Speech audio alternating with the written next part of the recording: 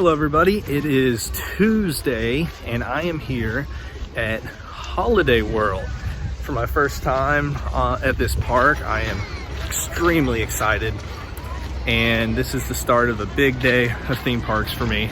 But yeah, here at Holiday World, can't wait to ride all these coasters. I don't know which one I'm gonna go on first, but parking is free, which is fantastic, included in the ticket price. So just heading up to the entrance right now.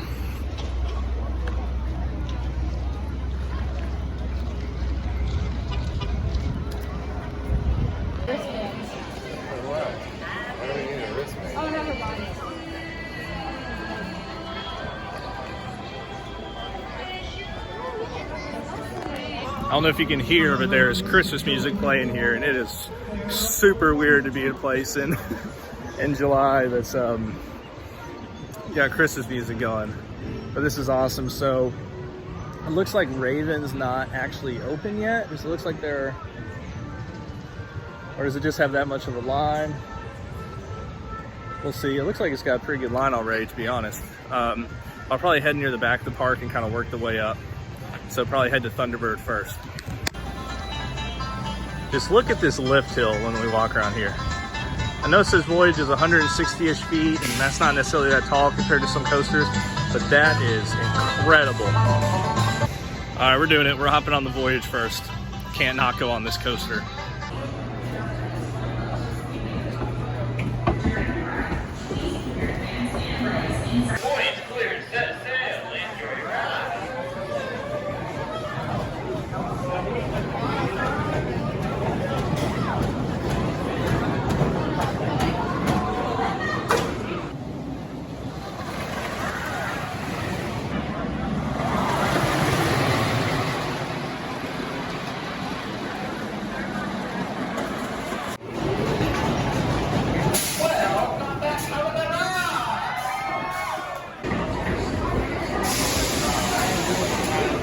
So just got off the Voyage.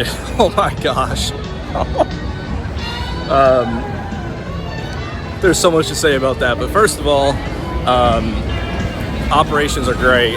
Run 2 trains. By the time one train dispatches, the other one hit the brake run. So really good at that. And they've got those sliding compartments, so you don't have to worry about somebody potentially grabbing your stuff because they moved it over per train. Now the coaster, going up that lift hill is pretty scary because that thing is bouncing around. And I've never been on, I don't think I've been on a wooden coaster that tall.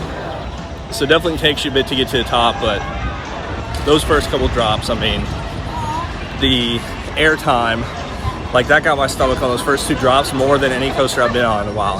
And that's crazy. And then, like I think I'd read somewhere, this has 25 seconds of air time out of the 85 seconds of ride time. So a third of the time you're out of your seat, and it is relentless. Like, I can't even fully do it justice. It is amazing. Now, it'd be one for me that'd be hard to ride back to back to back and so forth, just because it's intense. But it is just absolutely amazing. And it does throw you around. So it's not like super smooth, but it's in a way that's not rough, if that makes sense. Like it is an intense coaster. That is one of the most insane coasters I've ever been on. And it's like it's definitely one of my top 5. Still like Mystic Timbers a little bit more. It's just Mystic Timbers is a little bit more smooth, but that ride is just absolutely insane. So now I'm heading to Thunderbird. The only launched wing coaster, or at least the one by B&M. This looks absolutely beautiful and amazing.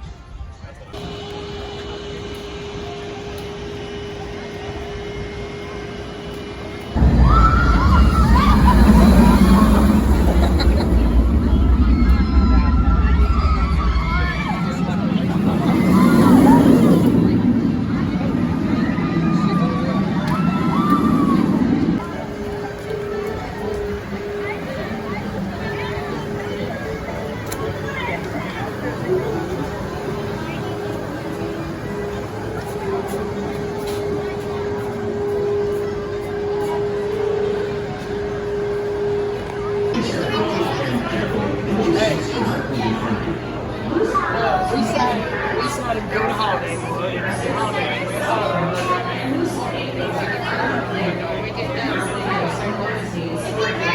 have fun. Enjoy your flight on Thunderbird.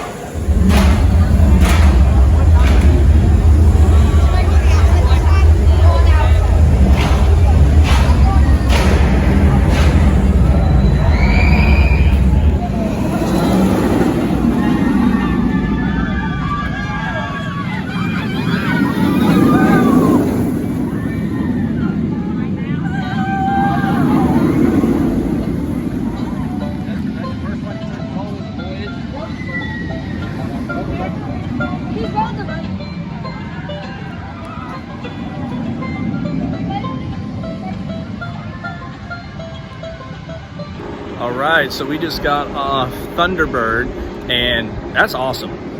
That was better than I was expecting, to be honest. The launch was a little bit more forceful too. I sat in the second row from the back, so I wasn't the very back, but the elements were super smooth.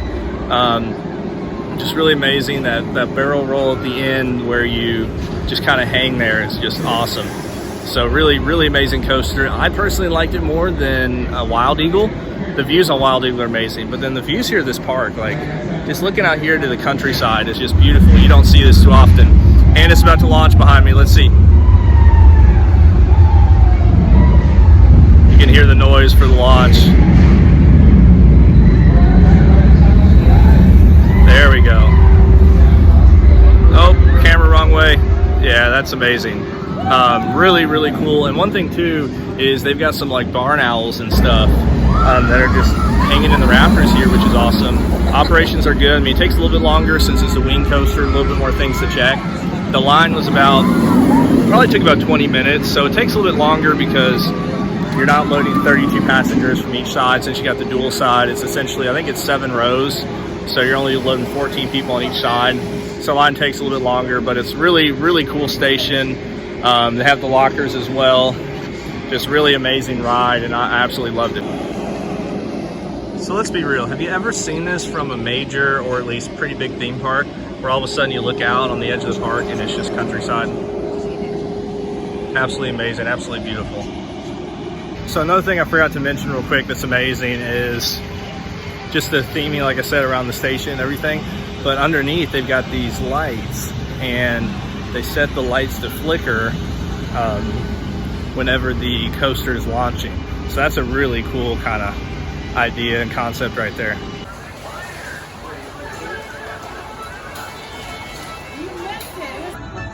So I had to get a snack. Got a little soft pretzel here, if we can see a good look of it. Really big pretzels, like $8.99. I don't get any dip with it or anything, but really, really good. Really soft, really good flavor. Whenever you see an Oasis, that's where you can get some free drinks. Now, there's Pepsi products, but at least it's free. Better than paying for it. This is the Halloween section of the park.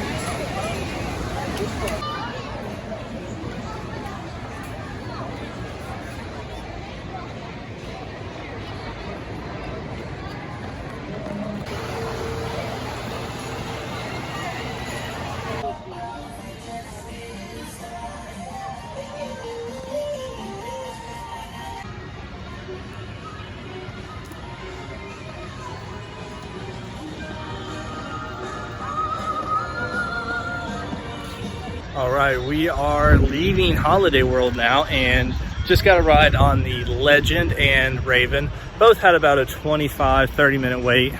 The Raven was only running one train.